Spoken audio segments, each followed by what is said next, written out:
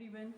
So today we will start the class of the Code of Civil Procedure Code. तो ये LLB second year का subject होता है और आज से ये जो है code of civil procedure code की क्लास हम जो है शुरू कर रहे हैं. तो जैसे कि आप यहाँ पर देख पा रहे हैं कोड ऑफ सिविल प्रोसीजर 1908.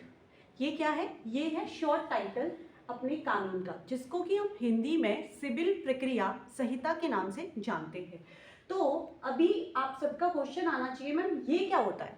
तो ये एक प्रक्रियात्मक विधि है, यानी कि ये एक प्रोसीजरल लॉ है जो कि सिविल मामलों में कोर्ट के अंतर्गत किस प्रकार की प्रक्रिया चलेगी ये उसके बारे में आपको बताता है.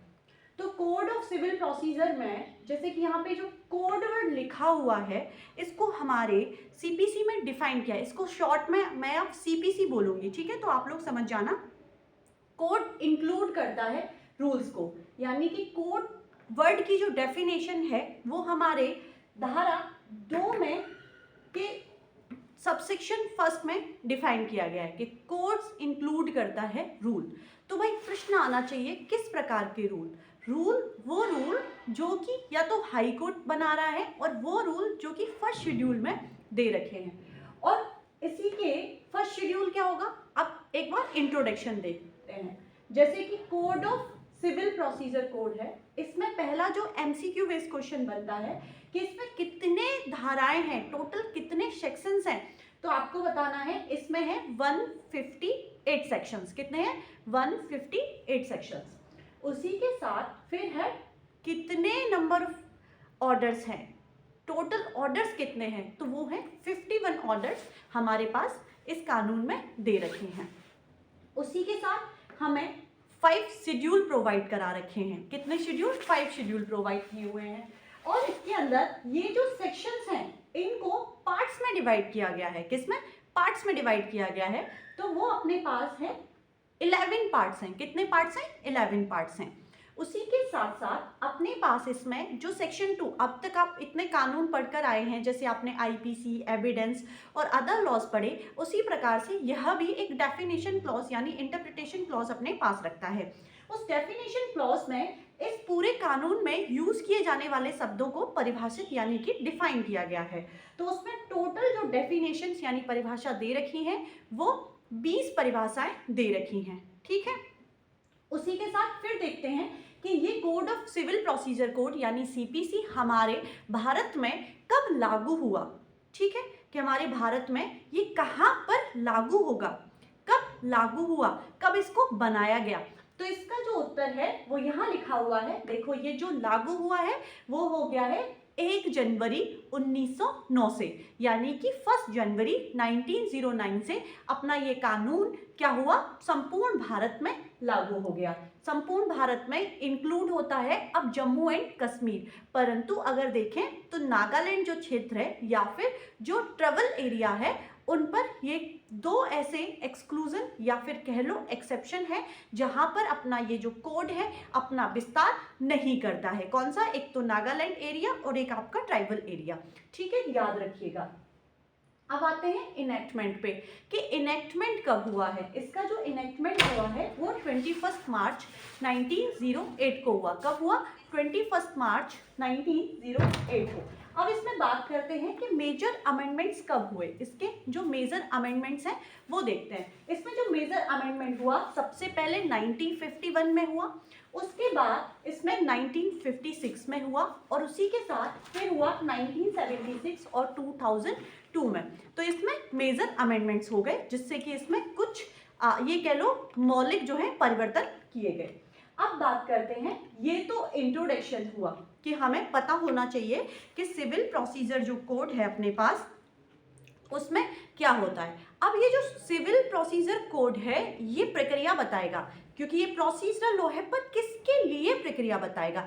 यानी कि आप पढ़ते आ रहे हो आपके सबस्टेंसिव लॉ के लिए प्रक्रिया बताएगा. जैसे आपने पढ़ा था अपने आईपीसी और एविडेंस एक्ट को आपने क्रिमिनल प्रोसीजर कोड के साथ सप्लीमेंट करके रीड किया, उसी की तरह अब ये जो एक्ट है वो सप्लीमेंट होके चलता है आपके ट्रांसफर ऑफ प्रॉपर्टी एक्ट के साथ, इंडियन कॉन्ट्रैक्ट एक्ट के साथ और अदर कोई ऐसा सब्सटेंसिव राइट बताने वाला कोई भी कानून है उसके साथ, जैसे कि टॉर्ट है। टॉर्ट में वहाँ पर आपको एक रेमेडी प्रोवाइड की गई है, पर उस रेमेडी को कौन इन्फोर्स कराएगा, तो वो ये इन्फोर्स कराता है। क्या इन्फोर्स कराता है? Code of civil procedure code. तो अब हम देखते हैं इसमें जो जैसे कि पहला जो सेक्शन होता है वो आपको जनरली पता है, अब तक आपको पता चल गया होगा कि शॉर्ट टाइटल क्या रहेगा, code of civil procedure code. Commencement क्या रहेगा, अभी हमने देखा 1 जनवरी से, और एक्सटेंड कहाँ पे रहेगा, whole of India except Nagaland and the tribal area पर। लेकिन वहाँ की स्टेट गवर्नमेंट चाहे तो एक वो पब्लिक क्या कर देगी, एक ऑफिशियल नोटिफिकेशन के थ्रू पब्लिश कर सकती है कि कुछ जो प्रोविजंस हैं सीपीसी के वो उस क्षेत्र में भी लागू किए जा सकते हैं। ठीक है, ये रहेगा इसका एक्सेप्शन। अब बात करते हैं सेक्शन 2 की, यानी कि धारा 2। धारा 2 आपको डेफिनेशंस बताती है, परिभाषा बताती है। जैसे हमने देखा धारा 2 के उपधारा 1 में हमें कोड की डेफिनेशन, जिसमें बोला इंक्लूड रूल होता है। तो अब आ जाते हैं डिग्री पे। 2 में डेफिनेशन दे रखी है डिग्री। इससे पहले हम एक टर्मिनोलॉजी और समझ लेते हैं। हमारे पास जैसे कि ये क्या बात कर रहा है, सिविल प्रोसीजर, पर सिविल प्रोसीजर को रन कहाँ करना है, we have to run in a civil dispute. किस में करना होगा भाई, अभी तभी तो ये सप्लीमेंट होके चलेगा ना जब अपने पास कोई सिविल डिस्प्यूट होगा। अब वो सिविल डिस्प्यूट कैसे हो सकता है, अगर कोई व्यक्ति ने, अगर आप किराए पर रह रहे हैं और आपके मकान मालिक ने without due process of law आपको इंक्रोच कर दिया, आपको वहां से निकाल दिया है, तो आपके पास रेमेडी कहाँ से आती है, तो वो रेमेडी ये है, करोगे सूट फाइल करोगे, यानी कि अपने ऑनर के अगेंस्ट आप सूट फाइल कर सकते हो। पर कहाँ पर, तो ये प्रोसीजर है यहाँ पे। ठीक है, जो व्यक्ति सूट फाइल करता है तो उसको हम प्लेंटिफ कहते हैं, और जिस व्यक्ति के अगेंस्ट सूट फाइल किया जाता है उसको हम डिफेंडेंट कहते हैं। तो यहाँ पे हमें plaintiff and defendant, plaintiff and defendant, ये दोनों वर्ड्स को याद रखना होगा। जो प्लेंटिफ है वो उसको ग्रीवेंसेस हुए हैं, या तो उसका कोई भी राइट है वो इंक्रोच किया गया है, वायलेट किया गया है, तब वो कोर्ट जा रहा है। ठीक है, और जो डिफेंडेंट है उसने किया है वो इसलिए जा रहा है। तो प्लेंटिफ किस आधार पर कोर्ट जाएगा, उसके लिए आधार रहता है प्लेंट। क्या रहता है, प्लेंट। ठीक है, क्या आधार रहता है, प्लेंट रहता है। और डिफेंडेंट क्या करेगा, अपनी सुरक्षा करेगा। कैसे करेगा, बाय द रिटन स्टेटमेंट, जिसको हम शॉर्ट में कहते हैं WS। क्या कहते हैं, WS। यहाँ पर ये अपना डिफेंस करेगा। अब जैसे ही प्लेंटिफ ने एक सूट फाइल किया थ्रू द प्लेन, तो अब क्या होगा, वो कोर्ट पहुंच गया। अब कोर्ट क्या करेगा, जिस व्यक्ति के अगेंस्ट सूट फाइल हुआ है उसको तो पता नहीं चल पाएगा कि मेरे अगेंस्ट सूट फाइल हुआ है, तो हमारे पास एक समन का प्रोसीजर आ जाता है कि उसको समन किया जाएगा, यानी कॉल किया जाएगा। ठीक है, समन भेजा जाएगा पार्टीज को। वेल, अब अपना डिफेंडेंट प्रेजेंट हो जाएगा कोर्ट में, तो दोनों को सुना जाएगा। सुनने के बाद क्या होगा, यहाँ पे इश्यूज फ्रेम होंगे।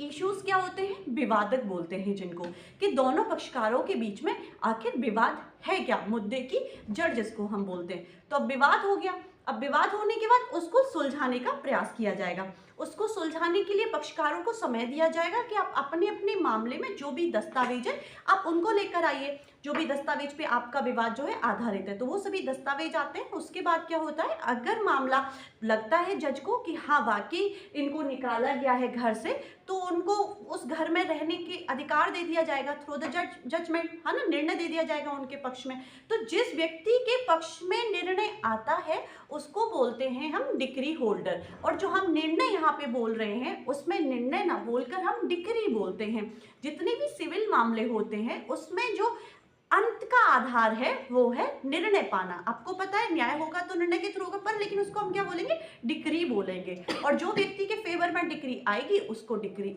होल्डर बोलेंगे। जिस व्यक्ति के अगेंस्ट डिक्री जाएगी उसको क्या बोलेंगे, जजमेंट डेटर बोलेंगे। क्या बोलेंगे, जजमेंट डेटर बोलेंगे। ठीक है, तो अभी हमें सबसे पहले, क्योंकि हमें जो सेक्शन 2.2 है उसमें क्या बता रखा है, 2.2 में डिक्री की डेफिनेशन दे रखी है। क्या दे रखी है, डिक्री की डेफिनेशन दे रखी है। कहाँ दे रखी है, टू टू में। देखिए ये जो टू टू वर्ड है ना, ये बहुत इंपॉर्टेंट है, क्योंकि यहाँ से ये भी पूछते हैं कि where the decree is defined, तो आपको पता होना चाहिए कि it is defined under section 2 के क्लॉज 2 में।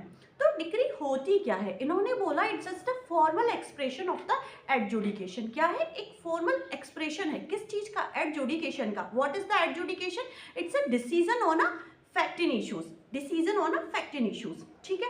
अब ये एडजुडिकेशन कर क्या रहा है, एडजुडिकेशन डिटरमाइन करता है, क्या डिटरमाइन करता है, राइट ऑफ द पार्टीज की डिटरमाइन करता है। और कैसे करता है, ये जो right of parties defined determined होंगे, या तो ये सभी हो सकते हैं जो कि हमारे सूट में डिस्प्यूटेबल होंगे, या फिर कह लो कुछ ही जो राइट्स होंगे उन पर भी डिसीजन दिया जा सकता है। और ये जो राइट इंपॉर्टेंट बात है कि ये जो अपने राइट होंगे वो कंक्लूसिवली कैसे होंगे, कंक्लूसिवली डिटरमाइन होना बहुत जरूरी है। अगर ये कंक्लूसिवली डिटरमाइन करते हैं, कंक्लूसिवली डिटरमाइन का मतलब है कि आपके संपूर्ण विवाद के संबंध में एक निर्णय दे देना, आपका जो हित है वो आपको संपूर्ण मिल रहा है, आप उससे अनसेटिस्फाई नहीं होने चाहिए, ठीक है। उसके बाद क्या होगा, और यहाँ पे एक और वर्ड यूज हुआ है कि conclusively determine the right of party regard या all of the matter in controversy, जो भी डिस्प्यूटेबल राइट्स है उन पर डिसीजन दे देगा, उसको हम बोलेंगे फॉर्मल एडजुडिकेशंस।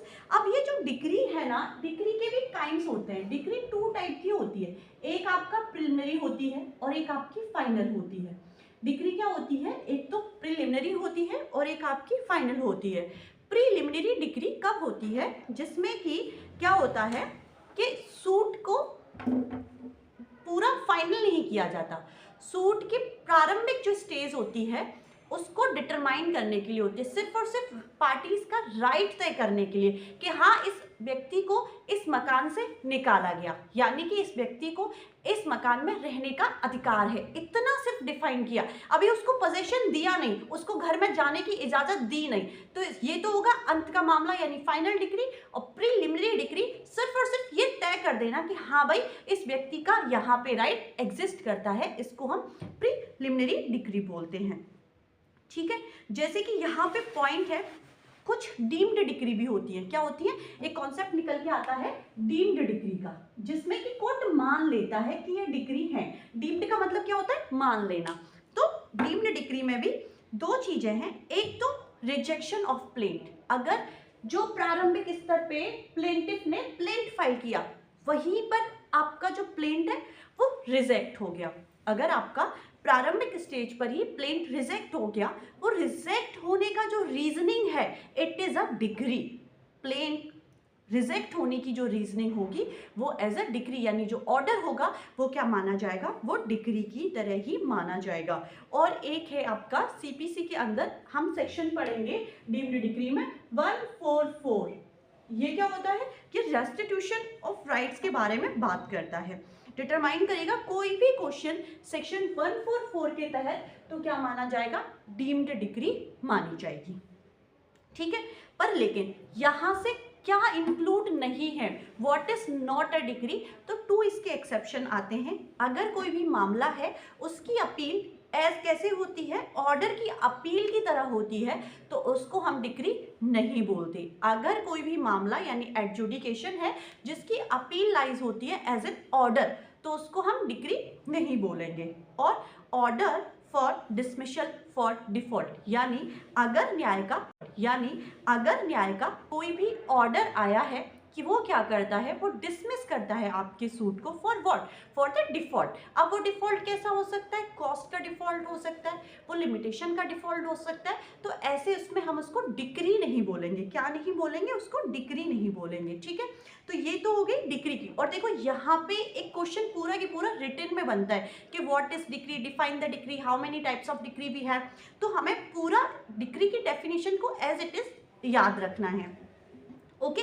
अब इसके एक्सप्लेनेशन में हम बात करते हैं, तो इसने वही प्रिलिमिनरी डिक्री के बारे में बताया कि a decree is preliminary when further proceeding have to be taken, the decree is preliminary when further proceedings have to be taken before the suit and can be completely disposed of, before the suit can be completely disposed of, and when it is final, it is final when such adjudication completely dispose of the suit, when the adjudications क्या करता है, finally dispose of कर देता है suit को। और ये partly preliminary हो सकती है और पार्टली फाइनल भी हो सकती है। आपको याद रखना है कि हमारी जो डिक्री है वो प्रिलिमिनरी भी है, फाइनल भी है, और उसके साथ साथ पार्टली प्रिलिमिनरी भी है और पार्टली फाइनल भी है। तो अगर आपसे ये क्वेश्चन बनता है तो आप इतना याद रखोगे, ठीक है। ये तो हो गया पूरा डिक्री के बारे में। अब जो प्रिलिमिनरी डिक्री है वो किन मामलों में पास की जा सकती है, उसके लिए एक लिस्ट आपको तैयार रखनी है। जैसे कि अगर इमूवेबल प्रॉपर्टी है उसका पोजेशन आपको चाहिए, अगर मॉर्गेज की हुई प्रॉपर्टी है आपको उसको रिडीम करवाना है, फोरक्लोजर का कोई सूट है, तो इन मामलों में क्या होता है, मीन्स प्रॉफिट चाहिए।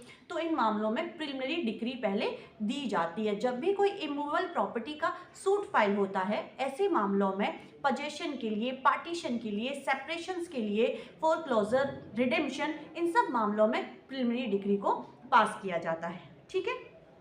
अब जैसे कि मैंने आपको बताया, अब यहाँ पे डेफिनेशन क्लॉज में इसका जो सबसेक्शन 3 है उसमें डिक्री होल्डर वर्ड को डिफाइन किया गया है। तो who is a decree holder, वही पर्सन है यानी जिसके फेवर में क्या हुई है, कोई डिक्री पास हुई है, जिसके फेवर में कोई डिक्री पास हुई है या फिर एग्जीक्यूशनेबल ऑर्डर पास हुआ है।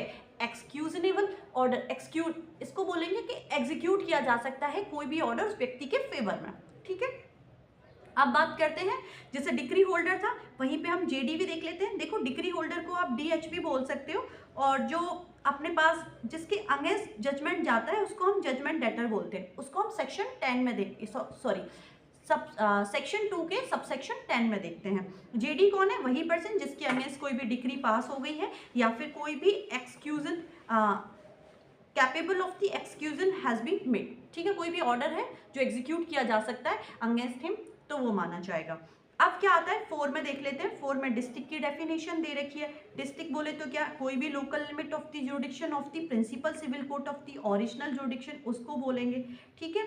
फॉरेन कोर्ट क्या, ऐसा फॉरेन कोर्ट यानी विदेशी न्यायालय कौन सा होगा, जो भारत से बाहर स्थित होगा, जो सेंट्रल गवर्नमेंट के थ्रू ना तो रन हो रहा है ना ही उसको स्टैब्लिश किया गया है। फिर विदेशी निर्णय कहाँ आता है, ये भी 2(6) में बता रखा है। विदेशी बोले तो जजमेंट यानी कि विदेशी न्यायालय का जजमेंट हो जाता है। गवर्नमेंट प्लीडर कौन होता है, एक ऐसा ऑफिसर होता है जो कि अपॉइंट होता है by the state government perform करने के लिए क्या फंक्शंस, जो कि क्या किए गए, इम्पोज किए जा रहे by this court, by the government.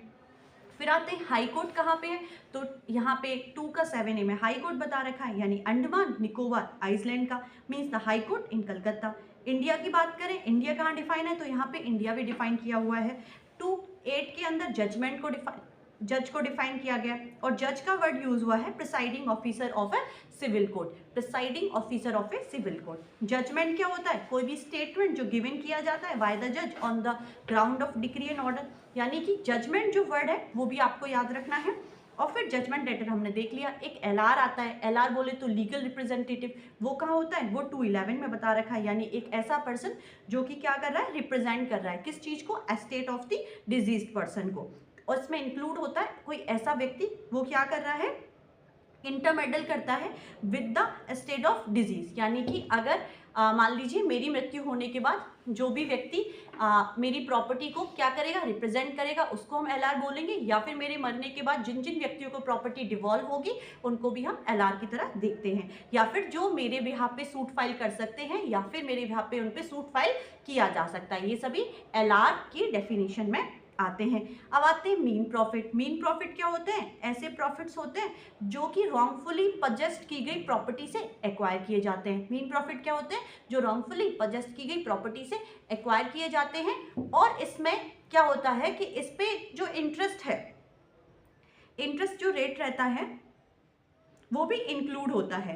Profit से आप पे जो ब्याज लग सकती है, आपने जो प्रॉफिट कमाया उसमें जो ब्याज लगेगी वो भी इंक्लूड किया जाता है। बट इसमें क्या इंक्लूड नहीं होता, अगर आपने रॉन्गफुली परचेस की गई प्रॉपर्टी पे कुछ भी डेवलपमेंट कर दिया है और बाय योर मनी, आपने अपने पैसों से वो डेवलपमेंट किया है, तो उससे वो पैसा वसूल नहीं किया जाएगा, ठीक है। जो इम्प्रूवमेंट से आपने कोई प्रॉफिट अर्न किया है, उस डेवलपमेंट से आपने कोई प्रॉफिट अर्न किया है, तो उस पर क्या नहीं होगा, उससे वो चीज़ रिकवर नहीं की जाएगी, ठीक है। मूवेबल प्रॉपर्टी को डिफाइन किया गया है 13 में 2(13) में कि भाई क्या होता है, ग्रोइंग क्रॉप्स इंक्लूड होती हैं इसमें। फिर आते हैं 14। 14 214 क्या कह रहा है, ऑर्डर डिफाइन कर रहा है कि फॉर्मल एक्सप्रेशन होता है decision of a civil court का which is not a decree, which is not a decree. ये जो which is not a decree वाला है वो।